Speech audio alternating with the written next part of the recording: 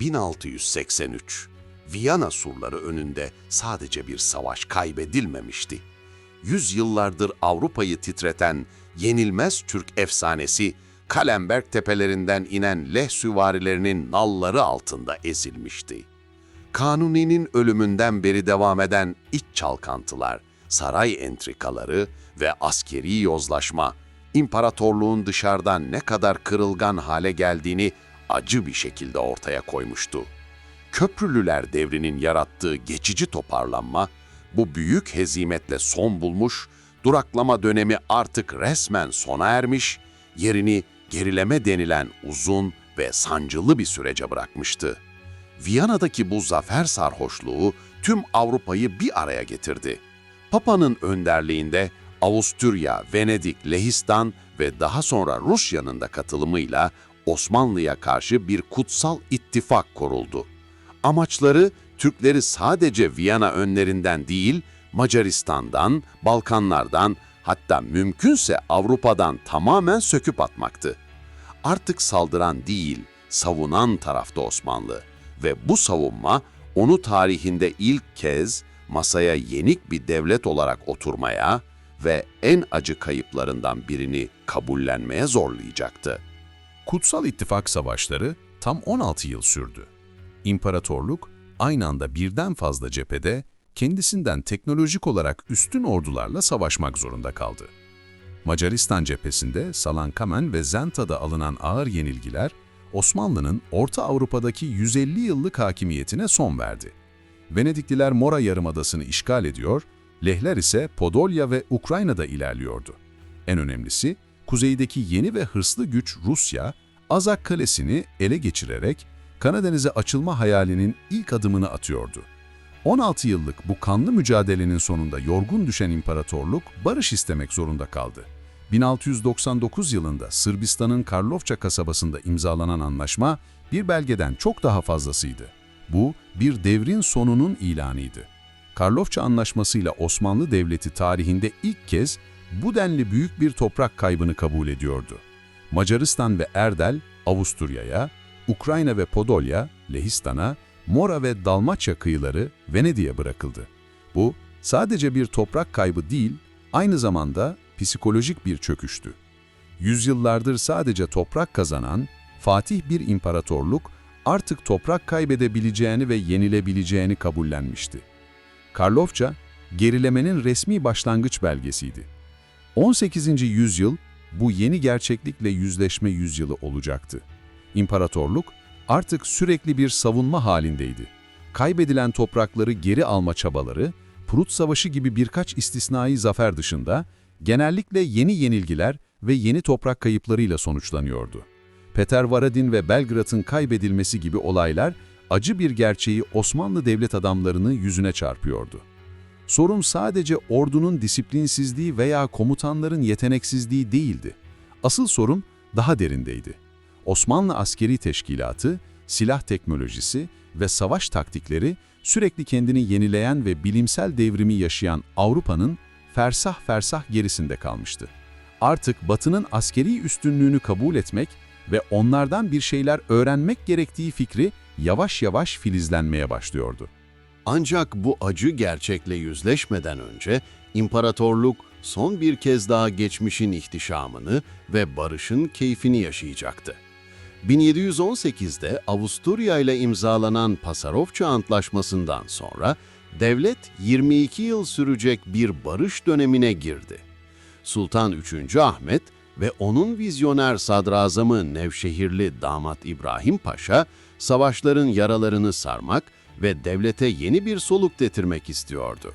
Bu dönem İstanbul'un simgesi haline gelen Lale Çılgınlığından dolayı tarihe Lale Devri olarak geçecekti. Lale Devri sadece bahçelere ekilen çiçeklerden ibaret değildi. Bu Osmanlı'nın yüzünü ilk kez bilinçli olarak batıya döndüğü kültürel bir aydınlanma ve yenilik dönemiydi. Paris'e ve Viyana'ya gönderilen elçiler sadece siyasi raporlar değil, aynı zamanda Avrupa'nın yaşam tarzı, mimarisi, sanatı ve teknolojisi hakkında gözlemlerle geri döndüler. İstanbul'da Fransız saraylarından esinlenerek Sadabat gibi köşkler ve kasırlar inşa edildi. Batı tarzı mobilyalar, giysiler ve eğlenceler saray ve çevresinde bir moda haline geldi. Bu dönemin en devrimci adımı ise hiç şüphesiz matbaanın Osmanlı topraklarına gelişidir. Said Efendi ve İbrahim Müteferrika'nın çabalarıyla kurulan ilk Türk matbaası, dini kitaplar basmamak koşuluyla da olsa bilginin yayılmasında bir çığır açtı. Tarih, coğrafya, tıp ve sözlük gibi eserler basılarak yeni bir aydın kesimin oluşmasına zemin hazırlandı. Çiçek aşıları uygulanarak salgın hastalıklarla mücadele edildi, bir itfaiye teşkilatı, Tulumbacılar Ocağı kuruldu, bir çini ve kağıt fabrikası açıldı.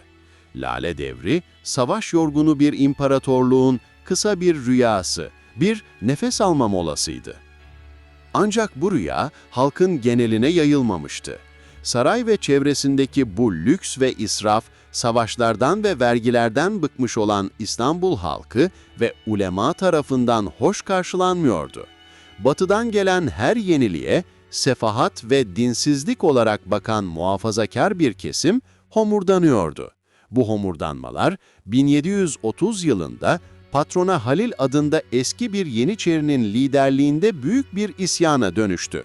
İsyan kısa sürede tüm şehri sardı.